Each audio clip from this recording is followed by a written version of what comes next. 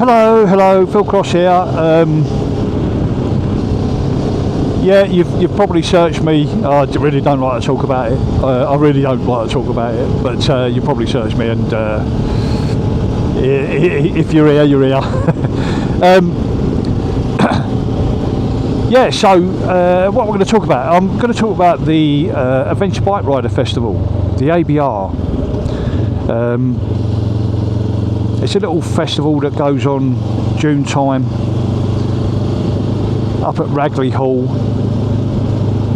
This is sort of up towards Gloucester, I think.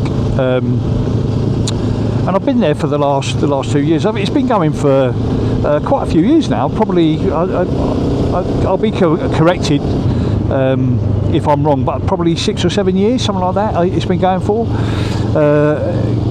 It's it's all right. I've been for the last 2 years, so 24 and 25. 24 being my first year, and it was okay. People in the adventure bike rider world seem to get very excited about it, and I'm not entirely sure for the right reasons, but. Excuse me, Christ. So I've got a Benelli TRK 702, which is an adventure style bike. It's not the X, so it hasn't got the spoked wheels and the off-road tyres. It's very much a road bias bike, but it's got that adventure bike look. It's certainly one of the most comfortable bikes I've ridden. It's got everything you need in relation to power, 700cc. It's not sort of 1250 cc's. You don't need that. Honestly, I don't believe you need that on an adventure bike.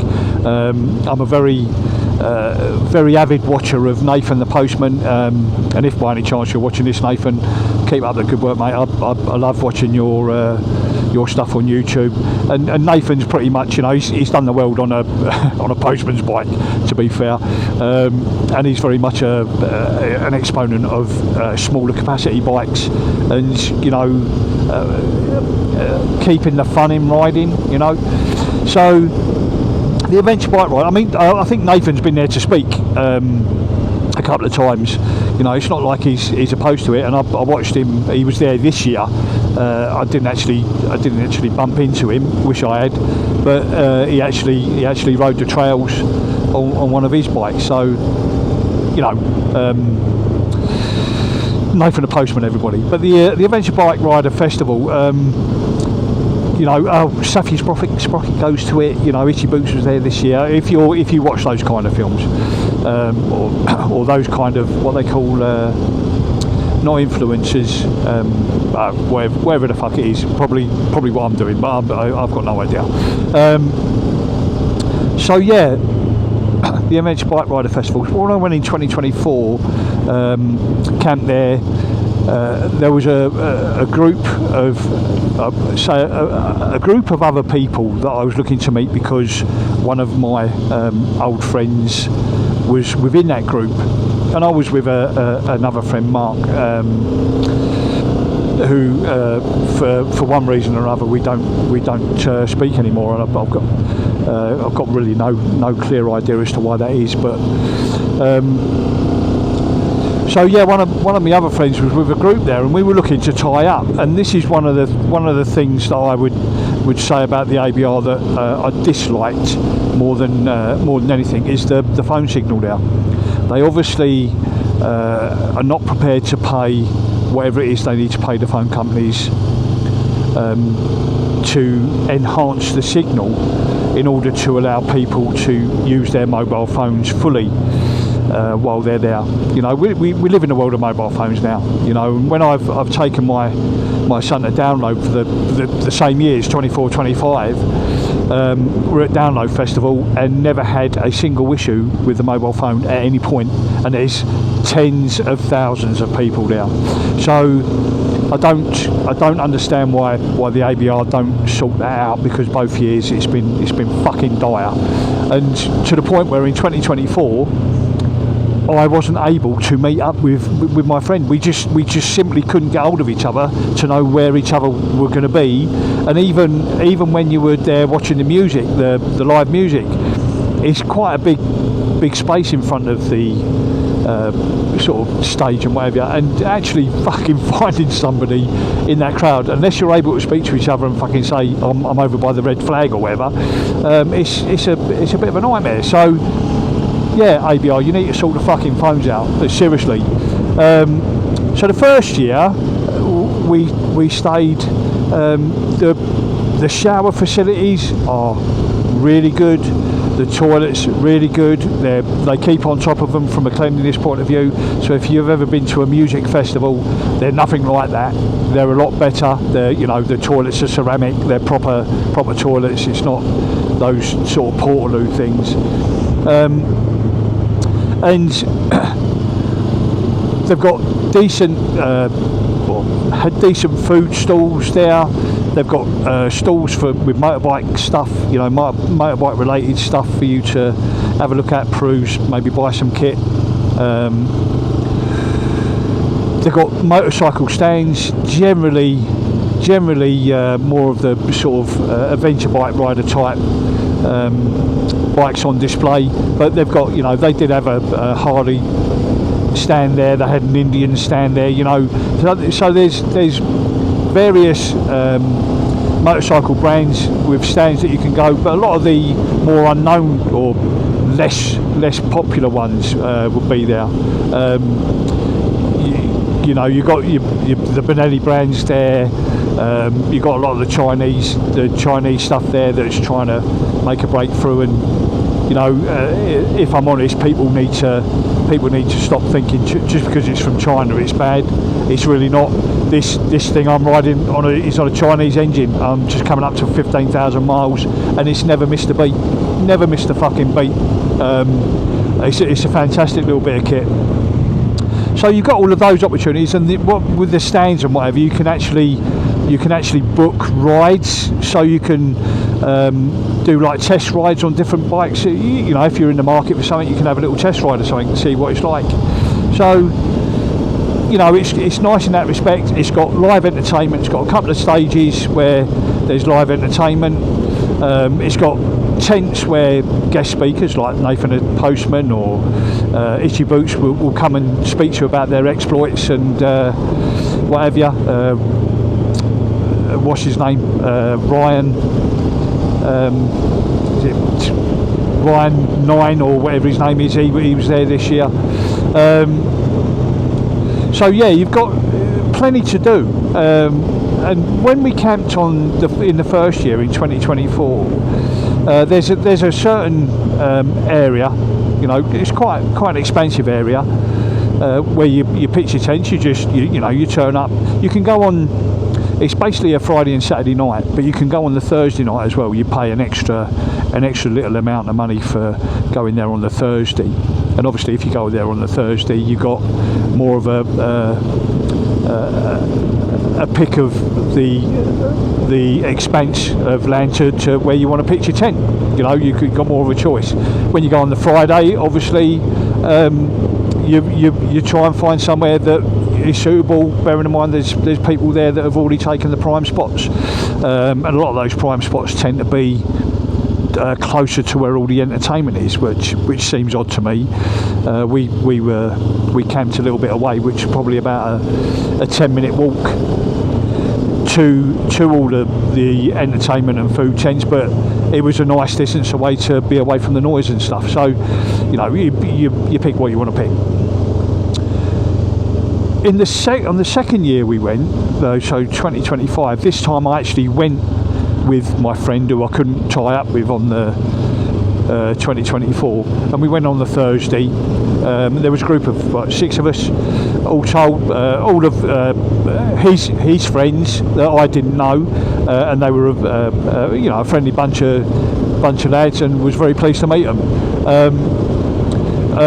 Where we pitched our tent was again sort of about a 10-minute walk away from everything, but it was a nice distance away to keep ourselves a little bit quieter. But what I did notice was in 2024 there was a huge field over the back on a slight hill. In 2025 they opened that hill up to tents, but the original fields from 2024 were full, and now this other field was full. And what I'd say about the Adventure Bike Rider Festival is it's getting too big for itself. There was I think there was something in the region of 18,000 tickets for camping, like weekend tickets for camping, but they also sell tickets for day, so you can go along there just for the day. So they sell tickets for that as well. So it's an awful lot of people. And what I found was in 2024 it was all right, you know, it was okay. You queue a little while for food and stuff and the like. But this year there were many more people there than there were the year before. But the amount of food facilities hasn't increased, the shower facilities haven't increased, the seating area around the live entertainment hasn't increased, but they've crammed more people in with sort of less space in the sort of social areas, if you like, and it wasn't good. To be honest, it wasn't good. It's getting too big for itself, to be fair. So I've got a couple of bikes coming up behind me that are tearing the life out of it. So you might have them come past me in a minute. I'm just going to roll off a little bit so they can come by. Just let them come by me.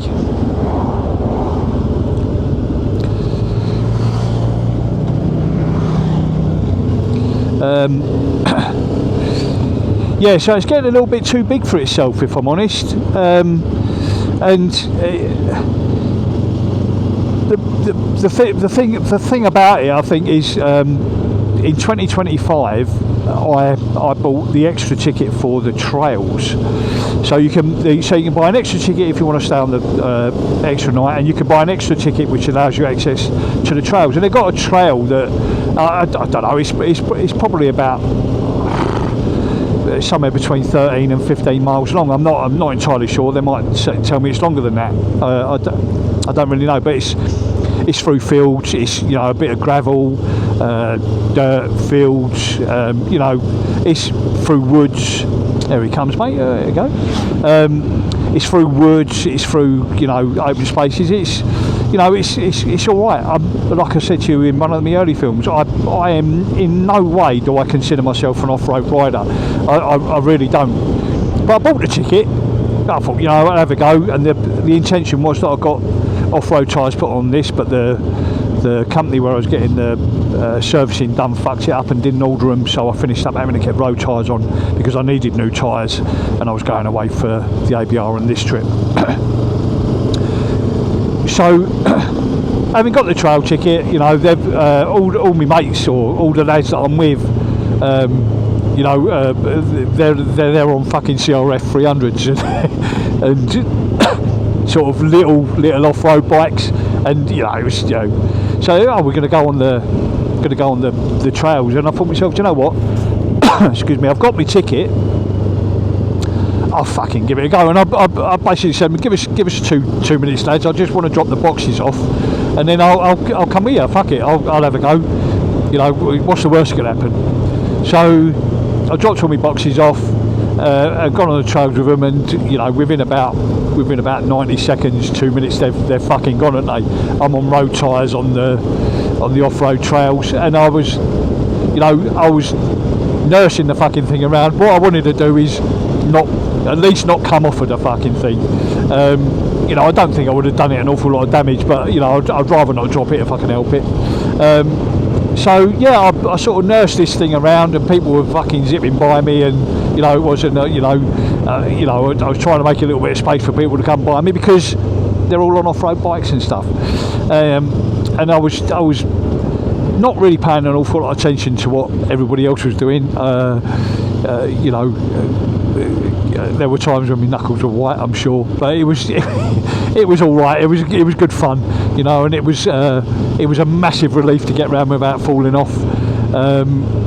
And you know, I got back, and when I got back, they were all sitting with their fucking boots off, with a can of beer in their hand, and you know, jackets open on their camp chairs, and I'm thinking, well, you know, it was an experience. So when one of the lads he's got a CRR 300, and he said to me, mate, if you want to have a go at mine, he said, like, take you round. He said, you know, obviously if you fucking break it, you buy it, but if you want to have a go at mine, by all means, take it round. And I said, you know what, I might have a think about that. So yeah, woke up the next morning, and they were talking about doing the trails later that afternoon, and I said to the lad, do you mind if, you know, can I have it? And he said, yeah, crack on, there you go. So I've got kitted up, and I've taken his Honda CRF on there. What a fucking incredible difference that made. I thoroughly enjoyed it. It's you know, I don't usually stand up on pegs and stuff, you know. It does make me laugh when I see, when you go to somewhere like the ABR and you see all these GS 1250s and 1300s and all that kind of thing, and as soon as the owners of these fucking bikes get through the gate, they're up on the pegs, aren't they? And there is no fucking need for it. It does make me die. There is fucking no need for it to be up on the pegs, but because I've got an adventure bike, I'm going to do it. And I took this CRF on there, and it was just fantastic fun. But because the event's got so big for itself, the amount of people on the trails, it's incredible, and you finish up with almost like a long line of bikes in front of you. And one thing I noticed the second time I was going around, because I was obviously on a bike that was more capable and more easy to ride in that situation, what I found was you're getting these cunts on big fucking GSs and big KTMs who think because they're on a fucking big bike they're a lot better than you, and they'll start overtaking people when there's nowhere for them to get back in, and they're all, you know, it's almost like fucking I've got a bigger bike than you, so I should be in front of you attitude. And to be honest, if any of you are watching, you're a bunch of cunts, to be fair, because not everybody, I mean, I'm a novice myself, I don't profess to be an off-road rider, and I imagine there's quite a lot of people in the same boat, and you're fucking winging past on them big bikes because you think you've got the right to, and you're making life a little bit fucking nervy for some people, me included in that. And I think you're a bunch of cunts for doing it, to be fair. And one thing I noticed as well is the amount of fucking BMW GSs and big KTMs that have turned up at this event and have been parked up, a tent's been put up next to them, and those fucking bikes haven't moved. They have not moved for the entire time they're there, and when they're riding home, the bikes are still as clean as they were when they arrived. And I just think myself, that just says it all, really. That says it all about the type of people that buy these big fucking BMWs. And when I listen to Nathan talk on about how much fun you can have on smaller capacity bikes, and the need for these big bikes is unnecessary, I make him absolutely fucking right. Absolutely right. You don't need them big bikes. All you're doing is you're just flexing, aren't you? You're flexing, like my boy flexes with his fucking Louis Vuitton bag. You know, it's you're just flexing, and you're not really adventure bike riders, because you don't actually take the bikes off road all the time. You know, mine's a road biased adventure bike. I've got it because it's comfortable, but it's a road bike. It's not an off-road bike. And if I do happen to go on a gravel track, I sort of take my time and crack on with it. So yeah, ABR, you're getting too big for yourself. You need to either increase the facility or reduce the amount of tickets, and make it an event where people are breaking their neck to get the ticket for it. And you cunts on GSs need to take a little bit of care around the trails and think about the other riders on there and what their experience might be, because you do see, when you go around the trails, you do see people have had enough. You know, the ambulance crews coming into the trail because it's been they've had enough and they've broken a fucking leg or whatever, and just think, could it have been you going past them that's made them unnervy and they've had that off? Who knows? But it may have been. So yeah, that's my little rant about the ABR. Ta-da.